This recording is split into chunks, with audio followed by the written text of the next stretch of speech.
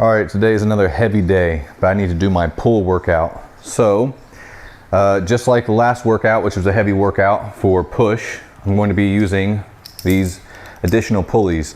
Now, if you didn't see the last video, what I'm basically doing is I'm using these large carabiners and pulleys, separate pulleys.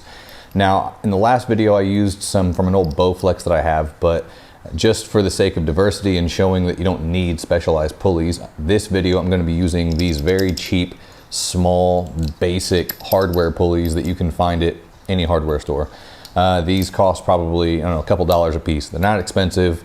They're the actual axle of the pulley is kept in with a cotter pin. Very basic, anybody can get them. Anyway, with these pulleys, I will be using the standard weight bar that comes with the Total Gym. Well, came with my XLS. And because this is a pull workout, I will actually be utilizing both the upper and the lower weight hole. So all I'm gonna do to attach this is take my weight bar, slide it in,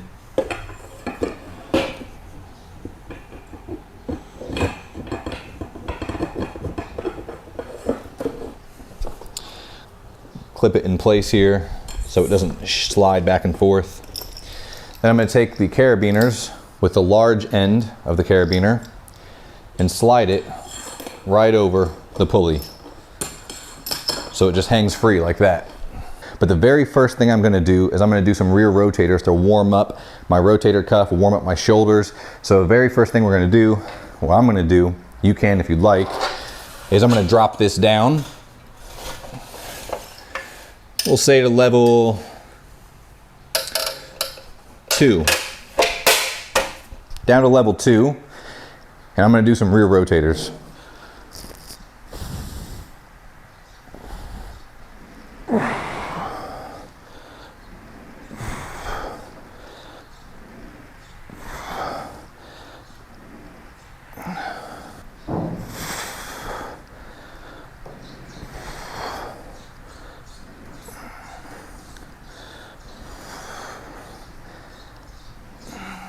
Now, even though this is a heavy day, I'm not going super heavy with the rear rotators. This is not a power movement. This is a rehab, prehab movement. It's a very delicate movement.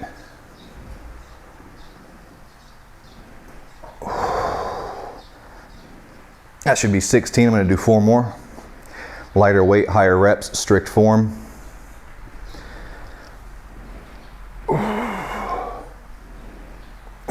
All right, switch sides.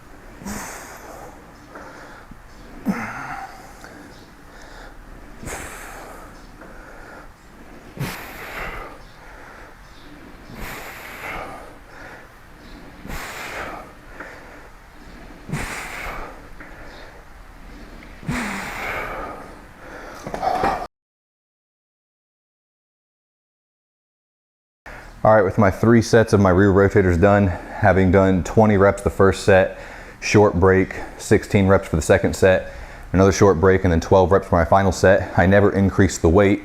As I'm going through and doing each set, those tiny little rotator muscles, they're becoming more and more fatigued. So the exact same weight with a short rest period ends up being increasingly difficult. So you don't need to add extra weight. You don't need to try to force yourself to do 20.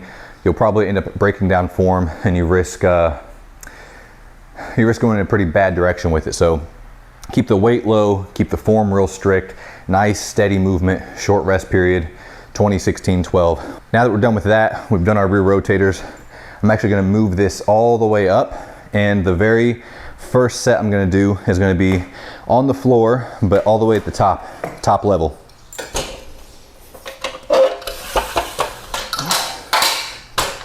Now with one side set up, you can see I've got plenty of slack, but I actually don't need that much slack. Right now, I'm not sitting on this. I don't have it in my hand. It's at the very bottom position, and yet this is very, very loose. It's loose here, it's loose here, way too much slack. But if I tried to bring this side down and reattach it, I have no space to actually move the glide board.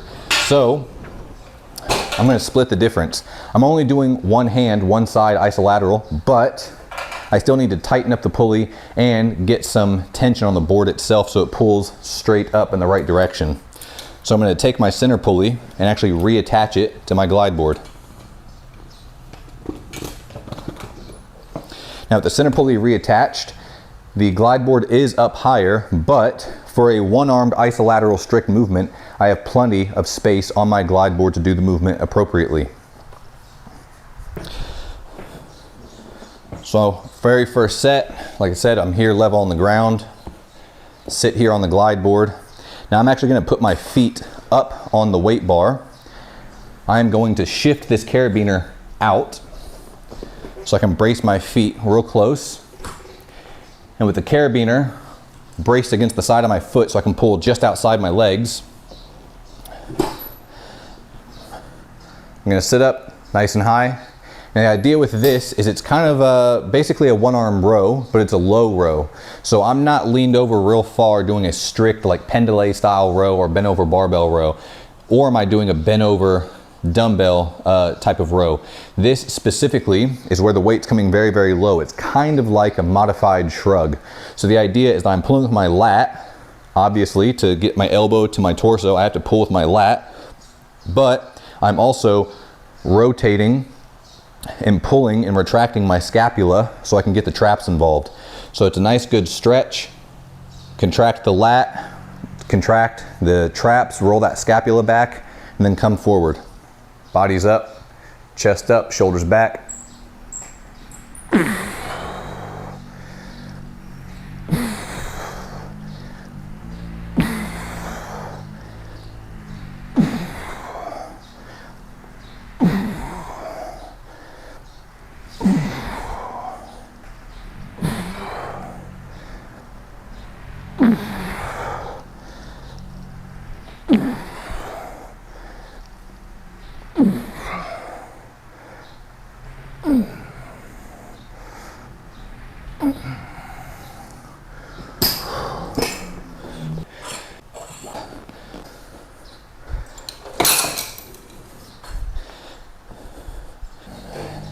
Get myself set up.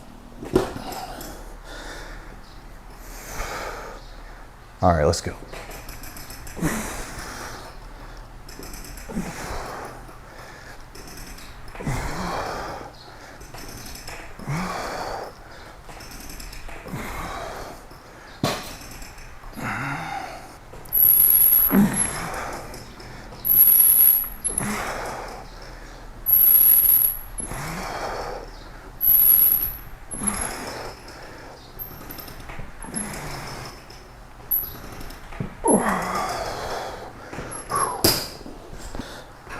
Now, all I have to do to switch, remove this carabiner,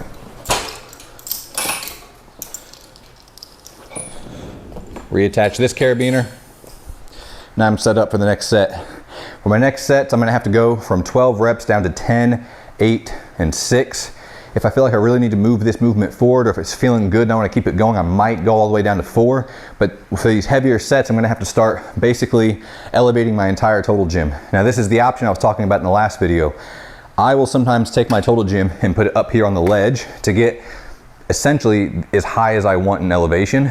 If you don't have a ledge to set it on, or you don't feel comfortable doing that, obviously you can still add weight to this weight bar even though you're using it for the pulley system. So the choice is yours, but since my very first set of a strict 12 reps, where I could have done 20 if I needed to, was on the highest setting, I am gonna have to add more resistance.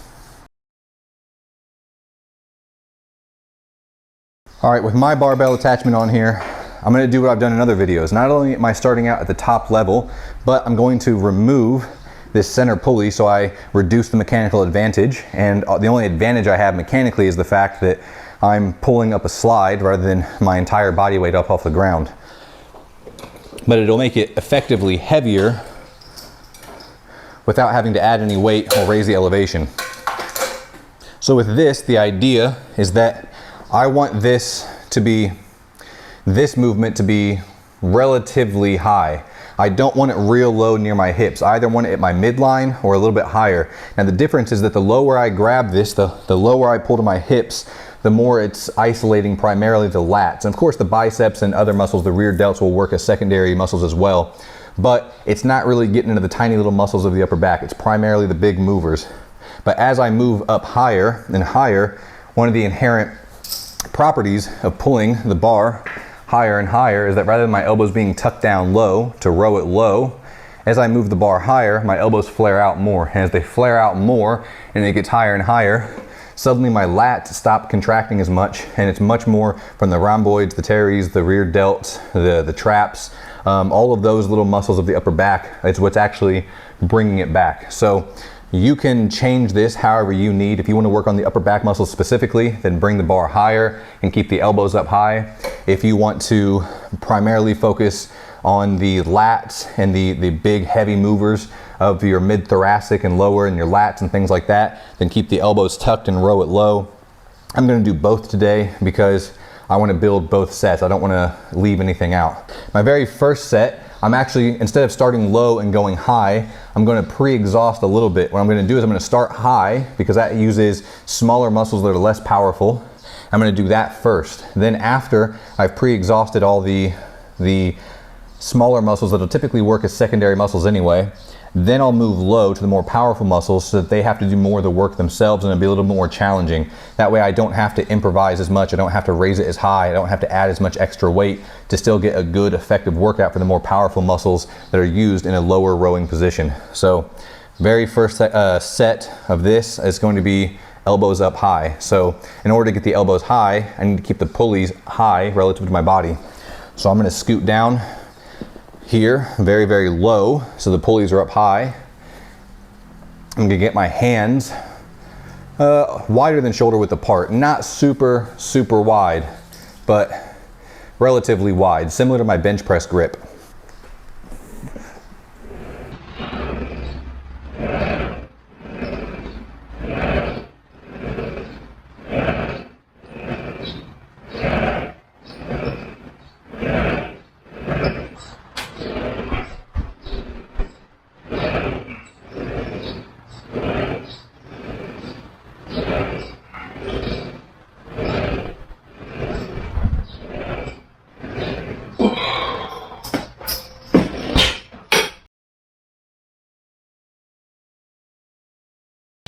All right, all my sets of the higher row are done.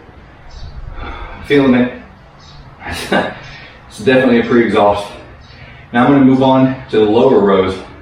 Now one of the things I need to do in order to get my positioning right is I need to sit higher on the glide board so I can keep the bar low to my body relative to where the pulleys are at. So the pulleys need to be as close to my hips as possible, so it's a nice low row. That means I have to sit higher up on the glide board. But as you can see, with this center pulley taken off, the bar is already there. So there's no room for me to contract. So for the sake of having a good range of motion, I need to reattach this center pulley. Now the center pulley reattached, that gets the bar in the right position, but it means that now I have a mechanical advantage. the total gym at the highest level with no additional weight added just simply isn't enough resistance. So this is where I'm going to have to either add weight or I'm going to have to artificially elevate the total gym up higher.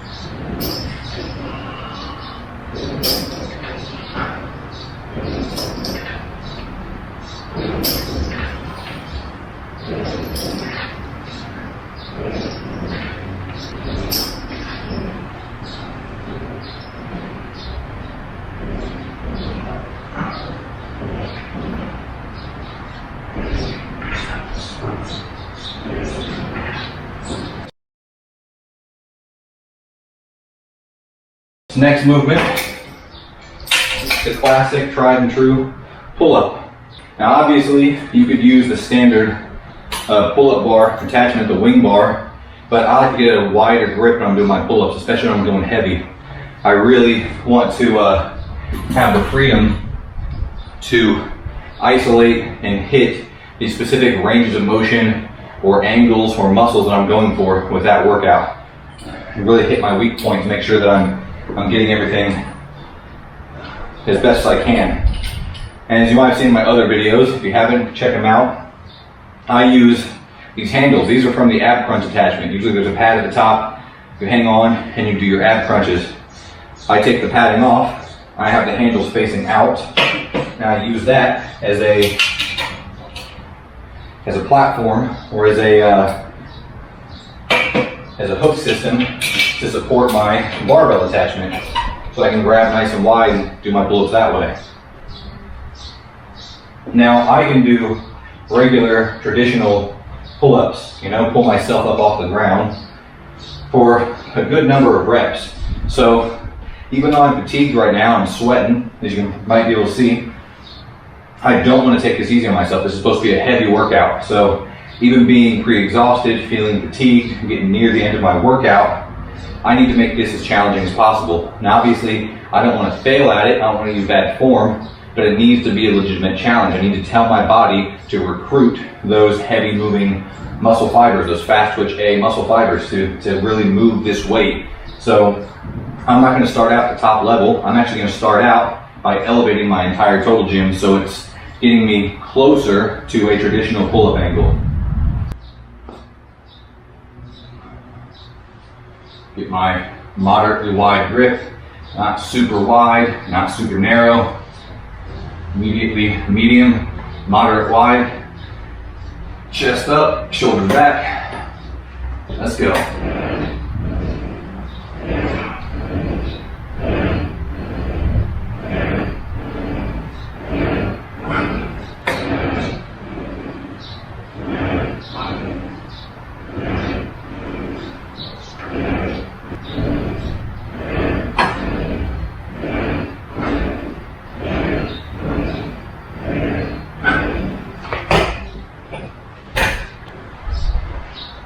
Alright, I'm not going to change the elevation because I don't want to have my body having to readjust and change the angle at which I am to the glide board or having to adjust anything for balance sake.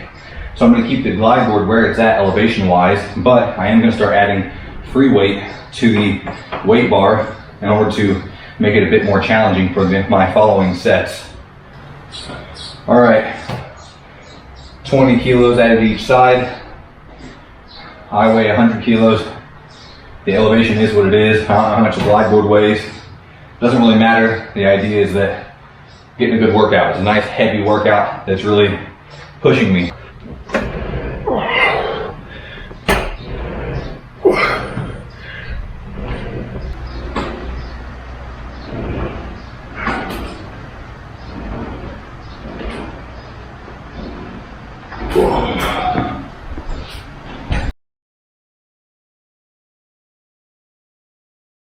Alright, I'm about toasted. One more exercise. Now this one's going to be with the bar in the upper position, but you don't have to use it that way if you don't have the upper position for your weight bar. You could just do traditional inverted bicep curls. That's what I'm going to do. I'm going to do bicep curls, but I want to be able to sit upright and do them straight from the side in a more natural way. You can of course invert yourself and do these standard total gym curls.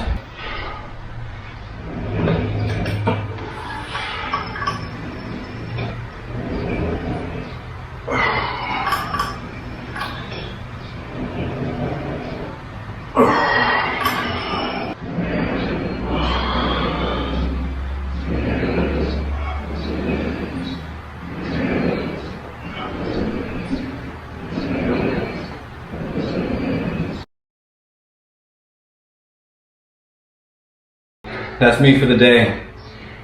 Did my re-rotators to warm up the rotator cuff. Did my low rows, isolateral low rows. I did my high rows with the barbell. I did my regular mid rows, I guess you'd call them, with the barbell.